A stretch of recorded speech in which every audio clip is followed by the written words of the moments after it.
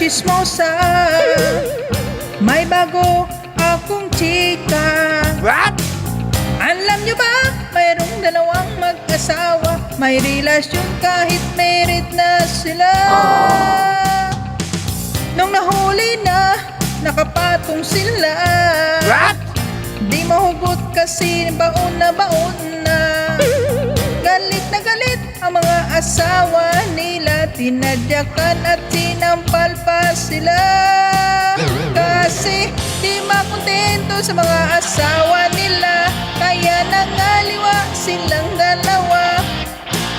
Nag-trending agad sila sa social media. Wow. Kaya ayan na, karma na sila. Nag-lock sila.